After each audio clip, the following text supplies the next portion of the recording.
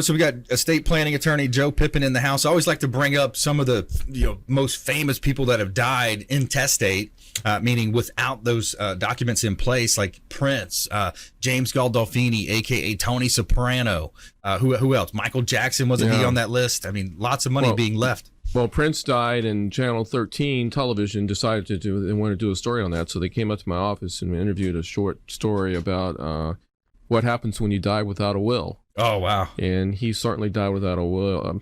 Aretha Franklin died without a will, too. I mean, a lot of people just don't plan. They don't think about dying. You know, they think they're going to be here forever, or they can put it off just a little bit longer.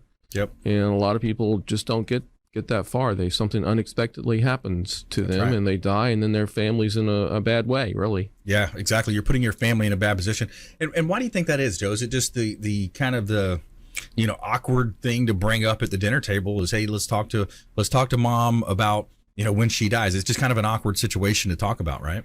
Yeah, and most parents don't bring it up, and most children don't want to hear about it, but you don't have to really talk to your children about it. In fact, I tell my clients most of the time, they ask, well, should I give a copy of these documents to my children? I said, no, I wouldn't, because you might make changes along the way, and then you're going to feel like you have to give them copies of the changes, and then you're going to have a lot of discussion about why you did that and so forth. So just tell them, do something, do your will of trust, tell them where the papers are located and how to get to the papers if anything happens to you. Yeah. It's really that simple. Just having a plan in place is going to save a lot of money, because the default plan is going into what they call probate. Would you mind explaining what the probate process is? Well, if you have a will or don't have a will, if you have a will, you have a statutory will, because the state of Florida makes one for you. If you have a will, so it's either a statutory will or a will you sign, then when you die with your real estate, for example, in your name. And the only way now that real estate can be sold or transferred is for someone to be appointed the personal representative of the estate. And you have to go through a probate attorney to make that happen, to get that done. And you have to advertise in the paper, so there's no privacy there. And you have to be appointed by the judge to have the authority to sell the real estate. So that whole process is probate. Probate is it comes from a Latin word to prove. So you have to prove that's the last will. You have to open the estate for claims. You have to open the estate for creditors to be able to file claims against the estate and so forth.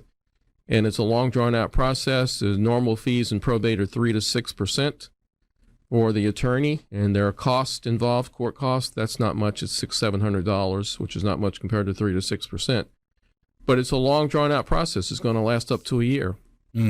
And people planning their estates have an alternative, and that's a living trust, which is just a fancy will. And why does a living trust avoid probate? Because the words of the document, living, the trust is living when you die. And now a successor trustee that's named in the document can move in, step in, take over, and distribute the estate according to your instructions, right? Without probate, without a court being involved in the whole process. Yeah, and that's such an important decision to make, and otherwise it's going to be made for you. When you look at a living trust, so that can change. It's not something that's in writing forever unless you do pass away. You can amend the trust anytime. Right. So you go in and make the changes as lifetime, you remarry or whatever the situation is. I had a lady come into my office this morning for amendment number 7. Wow. I mean, she's been there 7 times to change something. And there's no one listening out there that belongs to a perfect family or is in a perfect family. So the examples I like to give, if you don't do any estate planning, let's say you die with 3 children, and those 3 children by the statutory would receive the estate. But guess what? Suppose one of those has an addiction. Now they're going to get 1/3 of the estate outright. And what have you done? You've just enabled the addiction. You've made their life worse. They're going to blow through all this money, and they're going to feel even worse at the end of the day when it's all gone, and their addiction was the cause of it. And suppose you have a family member that just can't save money.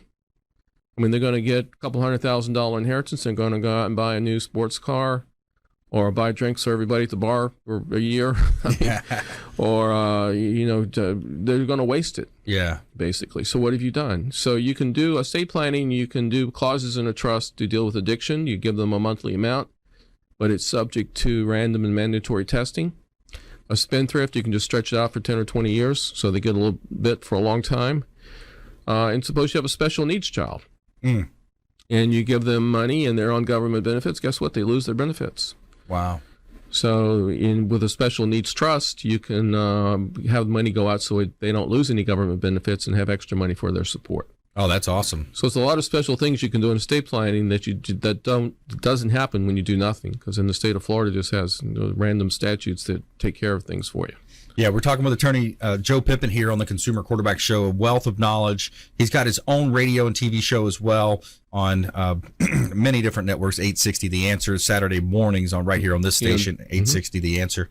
And you also have over 50,000. I remember I asked you one time, how many up to have you? 52,000 now. 52,000 estate plans that you've done over your career. Yep. Wow, that's a big number. Yeah, that's a lot. And we're we increase that every day. I mean, we love to accept new clients, and we take care of our old clients. We send out letters every 3 or 4 years to for a previous client, I should say. I shouldn't say old client. Yep. For a previous client to come in and update their documents, because things change. Power of attorneys need to be updated. Healthcare surrogates need to be updated to have current dates, and a lot of times they have changes they want to make.